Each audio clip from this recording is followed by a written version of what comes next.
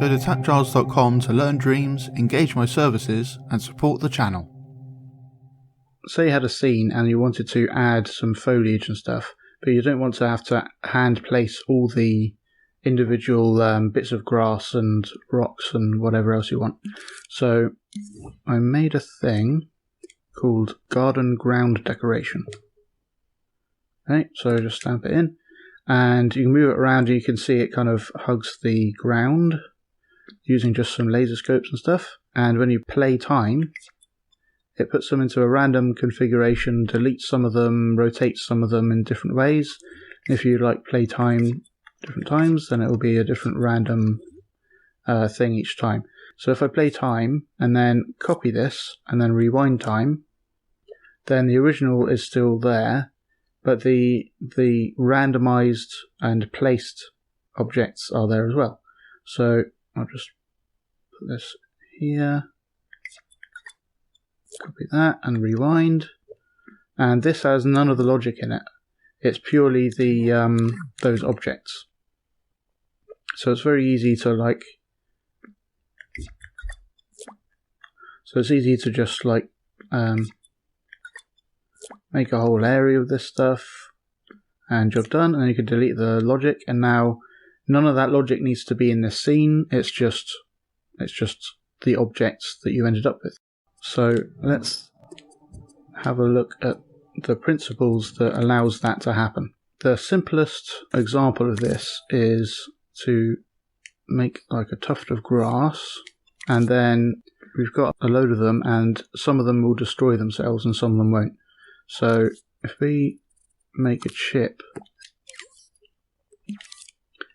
and it's all just random, so we can use a randomizer and go, maybe it's just a 50-50 chance that it'll destroy itself. So if it's on A, then we want to destroy the plant and the chip. Oh, we need to wire that into the destroyer. So now sometimes it will destroy the whole thing, sometimes it won't. Like that. And if you copied this whole thing a whole load of times, then random ones of those will destroy themselves. We also want to, if it's left, we want to destroy this logic. So all we're left with is the actual grass. So in that case, we want to use another destroyer to destroy that chip on B. So now either the chip is destroyed or the chip and the grass is destroyed. So that kind of cleans itself up, and now you can just copy this over as many times as you want and copy it back, group it all up, and now we have a field of grass that kind of randomizes itself. And you could imagine you can have any kind of logic, other logic you want in here. And now to kind of bake it in, which is kind of a term for in various creative packages, where you perform some process to generate some content. So in this case, we're generating the pattern that this field has.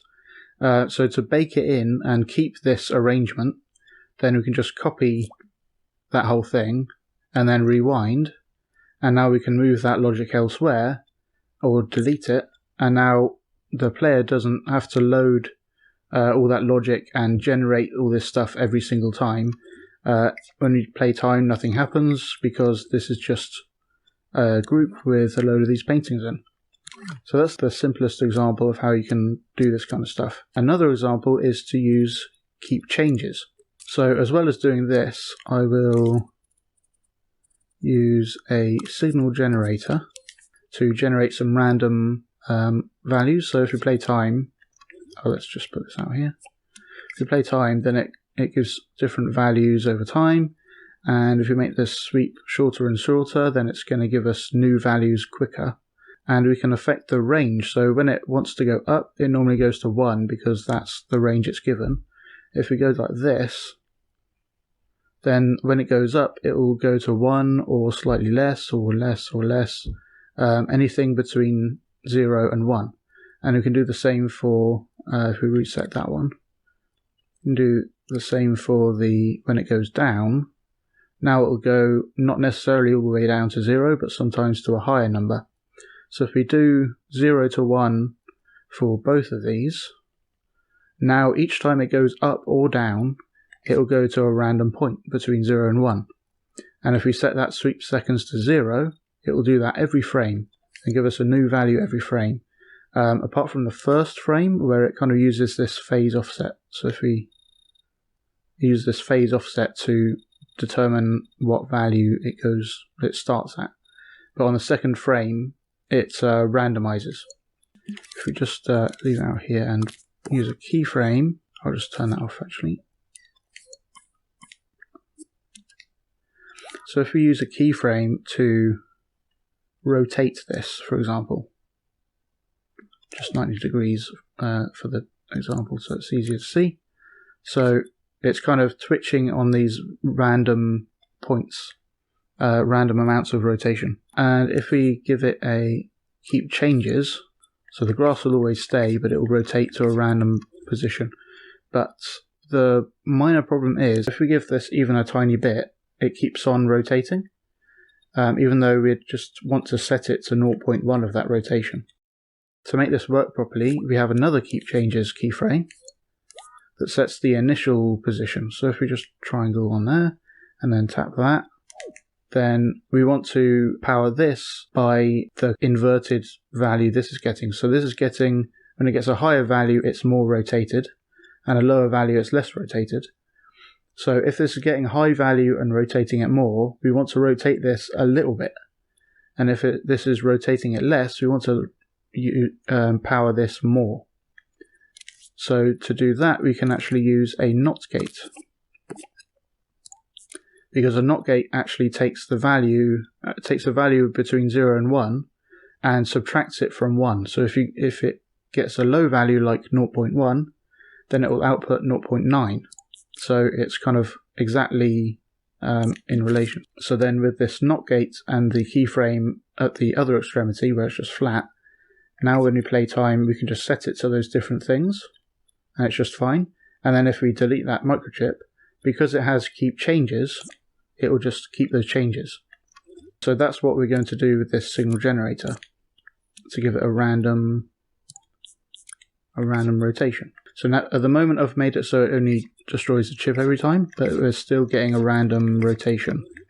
And then we can copy it and rewind, move that out of the way, move that whole thing out of the way.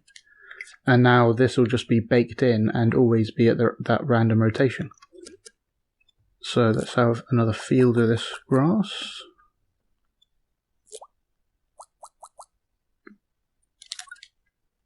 Cool. So it's given us random rotations and it's given us random layout because some of them destroy themselves. And then we can copy these, or we can use the grid to make sure we copy it exactly in the same spot.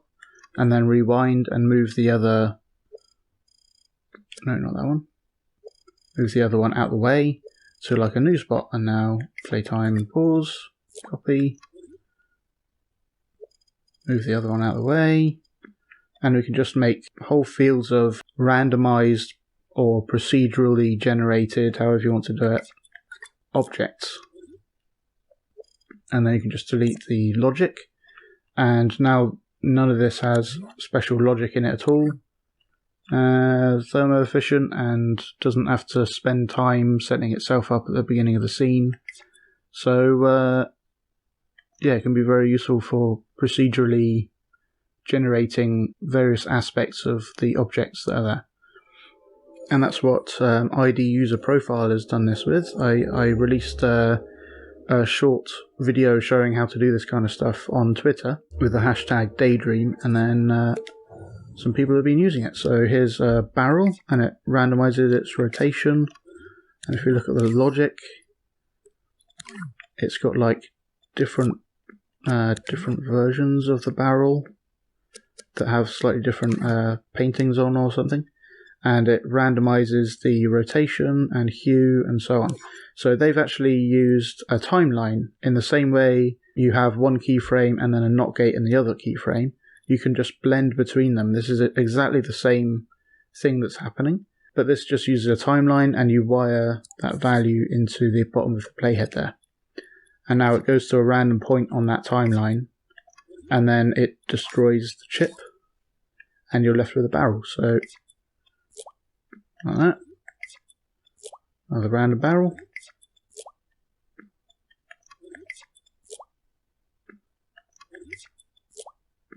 And so on. And now you don't need that logic, and you just got these barrels that are baked into the scene. So normally when you have a group with 2 objects in it, and then you destroy all but one of the objects, it's now not in a group. And you can tell by it's all like blurred out and stuff, and then delete that. Now it's not blurred out because we are no longer inside a group. But when you use a destroyer to do that, so that other logic and keyframes and stuff can still affect that group, it doesn't actually destroy the group automatically. So each of these barrels, there's only one object in here, but it still thinks it's in a group. So you can go through and ungroup them if you want to, and that'll be the same object, and it will save like a little bit of gameplay thermo. But if you leave these kind of free and you have a whole group of them, so maybe you have a load of barrels like that, like with the grass, if it's just one big group with a load of these, and it kind of procedurally generates like a whole stack of barrels or something, then you'll end up with just one group on the outside, and that's kind of fine, or easily ungroupable anyway. Thanks for watching. I hope you learned something interesting. Go to patreon.com/TAPgiles to learn something new every day.